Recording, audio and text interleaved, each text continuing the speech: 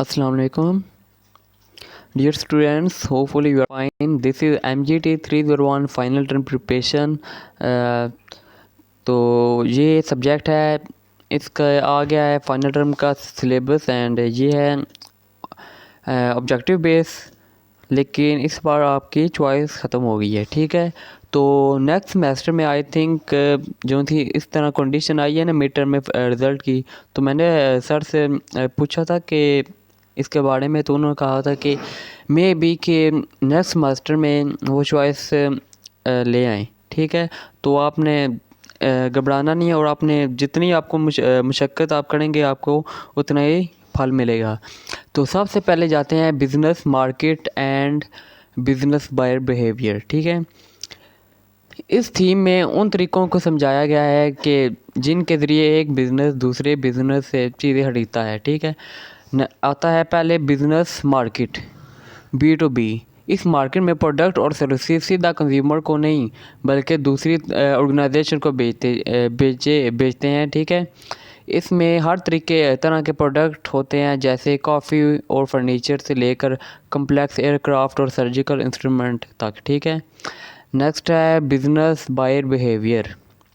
इससे मुराद उन ऑर्गेनाइजेशन का रवैया है जो प्रोडक्ट अपने इस्तेमाल के लिए दूसरों को मुनाफे पर बेचते हैं या रेंट पर देते हैं। ठीक है, नेक्स्ट आ गया है बिज़नेस मार्केट की कैरेक्टरिस्टिक्स। सबसे पहले है कि कम कस्टमर्स मगर उसका रेवेन्यू आपको ज़्यादा होगा।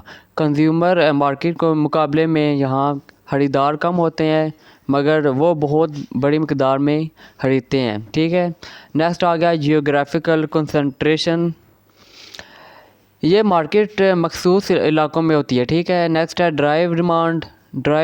बिज़नेस डिमांड हमेशा कंज्यूमर डिमांड पर डिपेंड करती है। मसलन अगर लोग पीसी ज़्यादा ख़रीदें तो डेल कंपनी इंटेल से मज़ीद चीज़ ख़रीदेगी। नेक्स्ट आ गया इम्पोर्टेंट आपको टॉपिक करवाऊँगा क्योंकि ये है participant in business buying process. सबसे पहले है यूज़र वो लोग होते हैं जो असल में प्रोडक्ट इस्तेमाल करते हैं। इन्फ्लुएंसर वो होते हैं टेक्निकल लोग जो मशवरा देते हैं और अल्टरनेटिव ऑप्शन के जायज़े लेने में मदद करते हैं। बायर जो चीज़ खरीदते हैं। डिसाइडर वो होता है जो वेंडर को सिलेक्ट या रिजेक्ट करने की असल पावर रखता है। एंड गेट कीपर ये लोग कंपनी के अंदर इंफॉर्मेशन के फ़्लो को कंट्रोल करते हैं। नेक्स्ट इसमें इम्पोर्टेंट नहीं है, तो इसमें मार्केट सेगमेंटेशन जो सा मैंने आपको जो सा छोड़ा है ना, वो ये नहीं कि आपने बिल्कुल ही छोड़ देना उसको, आपने बिल्कुल एक बार आपने नहीं उसके रिवाइज़ करना है। ठीक है, एक सेकंड यार, इसको क्या हो गया।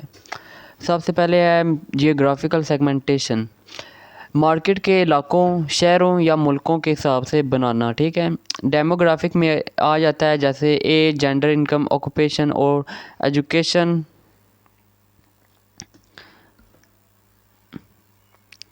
की बुनियाद पर। ठीक है, साइकोलॉजिकल वेरिएबल लोगों की लाइफस्टाइल पर्सनैलिटी और सोशल क्लास के हिसाब से। ठीक है, मसलन लग्जरी वाचेज़ अमीर और स्टेटस कॉन्शियस लोगों के लिए। नेक्स्ट आ जाता है बिहेवियर वेरिएबल, कस्टमर के नॉलेज एटीट्यूड और प्रोडक्ट के इस्तेमाल के हिसाब से।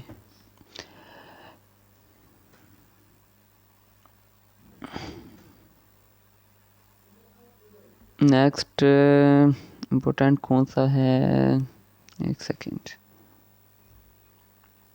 तो टारगेट मार्केटिंग, तो इसमें आता है टारगेट मार्केटिंग जब कंपनी डिवाइड हो जाती है, कंपनी फ़ैसला करती है कि उसके सेगमेंट बना लिए जाएं। तो सबसे पहले आता है अनडिफ्रेंशिएटेड मतलब मैस मार्केटिंग। ये पूरी मार्केट के लिए एक ही सेम प्रोडक्ट होती है, इसमें कोई नहीं बिल्कुल एक सेम प्रोडक्ट होती है, ठीक है। और डिफरेंशिएटेड मार्केटिंग ये कंपटीटर के लिए होती है कि उसकी प्रोडक्ट को आप अपने प्रोडक्ट में ऐसी क्वालिटी डालें कि उसका प्रोडक्ट आपसे थोड़ा सा क्वालिटी वाइज नीचे जाए, तो आपका प्रोडक्ट आपका जो सा है कंज्यूमर आपके प्रोडक्ट को ज़्यादा प्रेफरेंस दे। नेक्स्ट आ जाता है कंसंट्रेटेड मार्केटिंग। एक बहुत मखसूस और छोटे सेगमेंट पर फोकस करने के लिए आप जब करते हैं तो मार्केटिंग ये कहलाता है कंसंट्रेटेड, और इसे नीच मार्केटिंग भी कहते हैं। और नेक्स्ट है माइक्रो मार्केटिंग, बिल्कुल लोकल लेवल या इंडिविजुअल कस्टमर की पसंद के मुताबिक चीज़ बनाना, जैसे टेलर या सॉफ्टवेयर डेवलपर्स, ठीक है। नेक्स्ट आ जाता है डिफरेंशिएट, एक मिनट, ये तो हो गया है प्रोडक्ट पोजीशनिंग। जो सा है ये वाला भी इम्पोर्टेंट है, इसको आपने करना है, इसको भी आपने काट लेना है, एक बार पढ़ लेना है, ये इजी से है। Competitive advantage sorry. तो इस तरह ही आप ये टेबल भी दे सकते हैं, मोर फॉर मोर, ये आपने प्राइसिंग वाला ये आ गया है, तो आपने ये याद रखना है, इसको भी आपने बिल्कुल अपने ज़हन नशीन कर लेना है ये चीज़। तो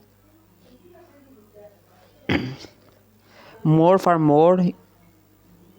मोर का मतलब यही है कि प्राइस और quality benefits are more than competitor, ठीक है। More for same, more benefit and same price than competitor.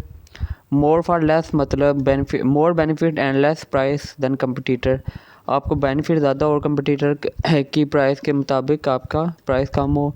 Next है सेम फॉर लेस, आपका सेम बेनिफिट लेकिन प्राइस आपकी कंपटीटर से कम हो।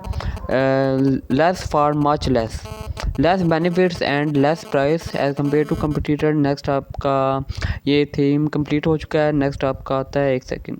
तो इस थीम में इम्पोर्टेंट ये है कि core customer value. Core customer value क्या होती है?